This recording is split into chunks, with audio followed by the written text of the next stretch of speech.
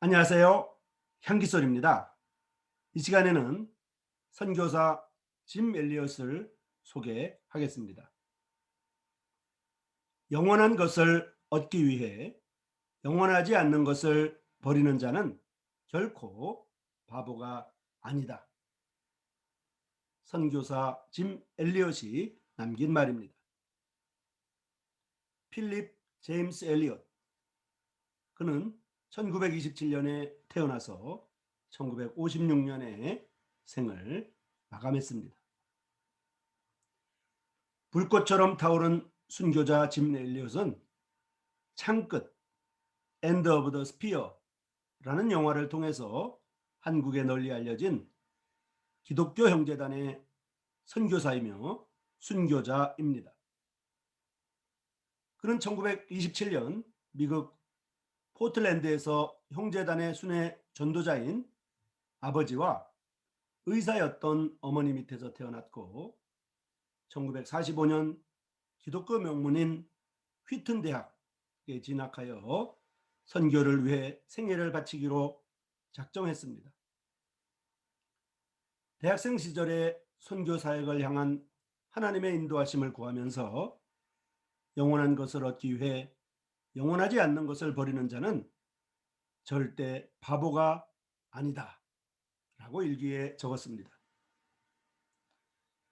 영원한 것을 얻기 위해 영원하지 않은 것을 버리는 자는 결코 바보가 아니라는 이 말은 참으로 깊은 울림을 줍니다. 학교를 졸업한 후 위클리프 성경 번역 선교회의 자매기관인 하계 언어학 연구소에서 교육을 받고 1952년 에콰도르에 도착하여 현지에서 언어와 풍습을 익히며 함께 선교 활동을 할 동역자들을 모았습니다. 하지만 선교사 5명과 함께 아우카족 선교를 떠났다가 1956년 1월 8일에 원주민들의 창과 화살에 무참히 살해당했습니다.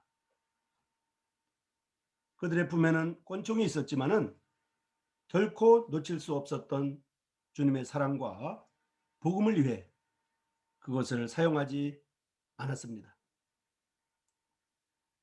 그는 이 지구상에 예수님의 이름을 한 번도 들어보지 못한 이들이 있다는 소식을 듣고 우리를 구속하기 위해 십자가에서 돌아가신 주 예수님께 대한 충정이 솟구쳐 올라 그러한 사람들에게 복음을 전할 기회를 주시기만을 바라고 소원했습니다.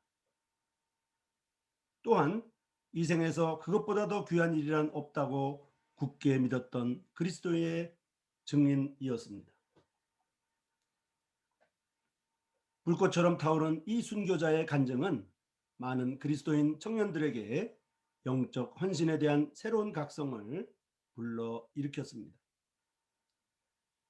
당시 미국 언론들은 이 사실을 보도하면서 장래가 촉망되는 젊은이들이 무엇 때문에 멀리 남미까지 가서 제대로 일도 못하고 개죽음을 당해야 하는가, 얼마나 불필요한 낭비인가 라고 의문을 제기하였습니다. 그때 그의 아내 엘리자베스 엘리엇, 그의 아내는 신문 기자에게 이렇게 항의를 했습니다. 낭비라니요? 왜 그런 말씀을 하십니까? 내 남편은 어렸을 때부터 이 순간을 위해 준비했던 사람입니다. 내 남편은 이제야 그 꿈을 이룬 것뿐입니다. 그녀는 남편이 순교한 지 2년이 지난 1958년 가을에 엘리엇이 미처 다 이루지 못한 그리스도의 복음을 전하기 위해 어린 딸 벨러리와 함께 목숨을 걸고 아우카족을 찾아가 5년 동안 그들과 함께 생활하며 그리스도의 복음을 전했습니다. 수십 년이 지난 후 그 마을에는 수백 개의 교회가 세워졌습니다. 이 감동적인 실화는 2006년 미국에서 영화로 제작되었고 우리나라에는 창끝 엔드 오브 더 스피어라는 제목으로 상영되었습니다. 그의 생애를 다룬 많은 책들이 우리말로 번역 출판되었습니다. 대표적으로 복 있는 사람 출판사의 영광의 문, 전도 출판사의 영광의 문을 지나, 디모데 출판사의 전능자의 그늘, 두란노 출판사의 짐 엘리엇, 앵크리스토 출판사의 짐 엘리엇 스토리 등이 있습니다. 영원한 것을 얻기 위해 영원하지 않은 것을 버리는 자는 절대 바보가 아니다. 이 말은 짐 엘리엇 선교사가 우리에게 남긴 말입니다. 이 모든 내용은 이름을 밝히기를 원하지 않는 어떤 그리스도인이 기독교 형제단의 역사와 믿음이라고 하는 밀스톤 출판사의 책에서 발췌한 내용을 허락을 받고 사용하였습니다.